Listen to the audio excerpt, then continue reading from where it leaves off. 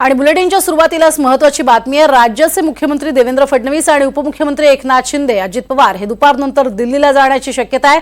दिल्लीमध्ये भाजप पक्षांसोबत मित्रमंडळ सविस्तर चर्चा होईल आणि मंत्रिमंडळासंदर्भात आणि विस्तारासंदर्भात चर्चा होईल। अधिवेशनापूर्वी मंत्रिमंडळ विस्तार करण्याचा सरकारचा प्रयत्न आहे, मात्र खातेवाटपावरून रस्सीखेच ही अजूनही सुरूच आहे।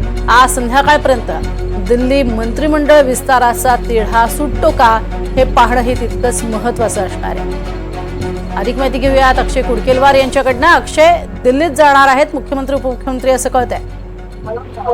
प्रज्ञा, आपण जर बघितलं तर सरकार स्थापनेपासूनच सगळ्या प्रमुख नेत्यांवर आपापल्या पक्षाच्या आमदारांकडनं एक प्रकारचा आग्रह आणि दबाव आहे की मंत्रिमंडळाचा विस्तार करावा। अशातच हिवाळी अधिवेशन नागपूर येथे 16 तारखेपासून होऊ घातलेलं आहे।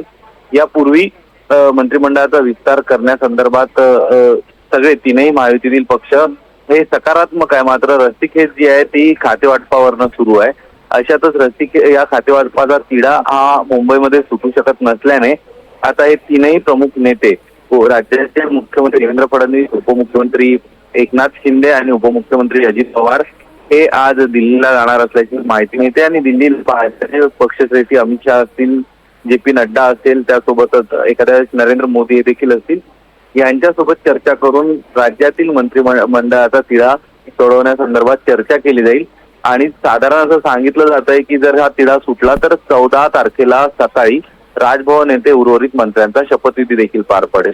त्यामुळे हे बघणं महत्वाचं असणार आहे की विधिमंडळाचं हिवाळी अधिवेशन जे नागपूरला होतंय यामध्ये विस्तारित मंत्रिमंडळ हे सभागृह चालवतात की मुख्यमंत्री आणि 2 उपमुख्यमंत्री या तिघांच्या माध्यमातूनच अधिवेशन आटोपलं जातं।